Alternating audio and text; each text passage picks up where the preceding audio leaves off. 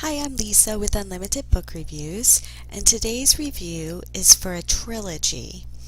It's the Jupiter Chronicles, so I read the first 3 books in it. They were, children's books, so they're somewhat short.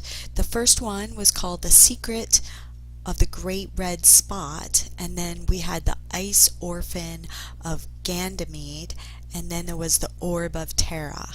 So they all have the same characters and stuff by Leonardo Ramirez. So the stats on these books, they're in the genre fantasy, science fiction, and then steampunk. And right now they're ranking in that category at 169, and it is definitely the best category for them. They are fantasy and science fiction, and they're flying between planets, and a lot of stuff on the planets is powered by steam. So the series is called the Jupiter Chronicles, and there are 3 in this series right now. The way they've been left does look like there will be more, but basically they run at 110 pages, 270 pages, and 283 pages. So the first one is really the shortest one, kind of an introduction to the series. The main characters are a brother and sister duo. We have Ian and Callie, and it's written in the third person with point of view switches between the different characters in the book. Book description. It is the year 1892, and Ian and Callie Castillo have had to suffer the hardships of a single-parent family since their father went missing 5 years ago. Since then, Ian has refused to use the last gift that his father left the wounded boy, a telescope that sits collecting dust in the attic. When Callie decides to peer through its murky lens, it activates the device and sends the Castillos to the steam-powered floating cities of Jupiter, where they discover the secret behind their father's disappearance. But can they uncover the secret behind the red spot and save the Jovians before the Martians launch their attack? So the plot and character development, I kind of looked at it more on a single, on the first book, because I don't want to give away too much of the future books either. But while a young poor brother and sister stumble across a machine that takes them to another planet, they learn that their missing father is trapped there and set out to rescue him. During the fight for their lives to extricate their father, they realize they are much more involved in the fate of the planets than they realized. Each book rolls into the next and expands their family details and storyline, and by the end of the third book, you do feel some closure, while at the same time the author has left the loose ends to continue into another book. So it's very well done. So the storyline, definitely very original, definitely has some suspense, lots of humor, lots of drama and conflict, and there is some mystery as we work through it. There is action, fights in between their different with different guns, and also between their, what do you call them, ships. So the author is Leonardo Ramirez. It's easily read. It's an easy read, written in the third person.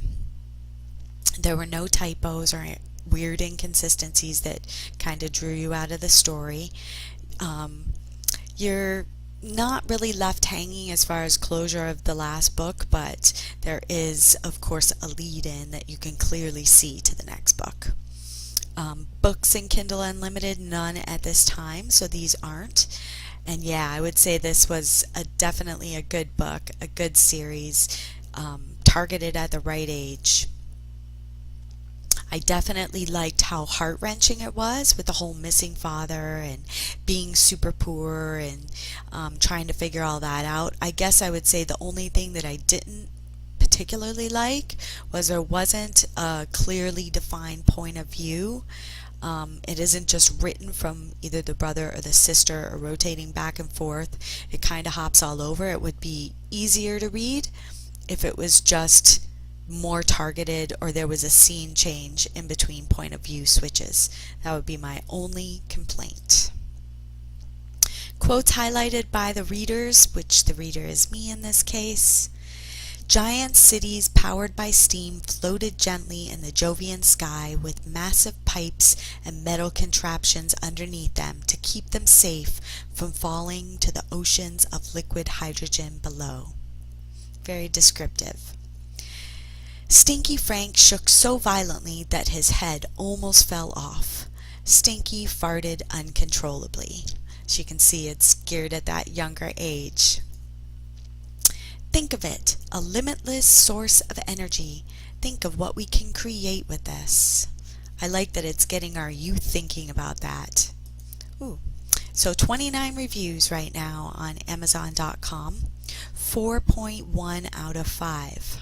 So I took a review from each of the books, all good reviews.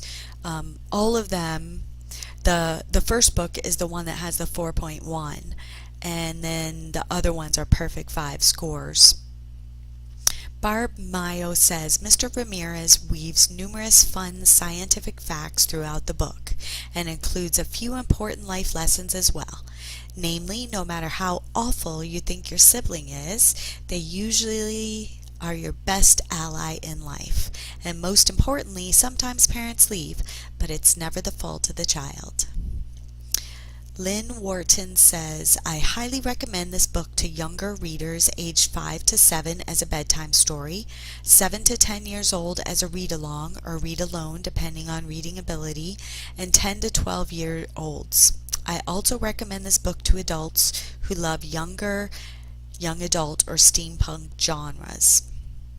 And then Chris and Terry says, if you are looking for a book with excitement, action, humor, adventure, and just plain fun to read, then I highly recommend The Orb of Terra and all the other books in the series. So everybody loves it. It was a great book. But I definitely want to hear your opinion too, so leave me some comments, give me a thumbs up if this video helped you, and don't forget to subscribe while you're here. Thanks so much for stopping by.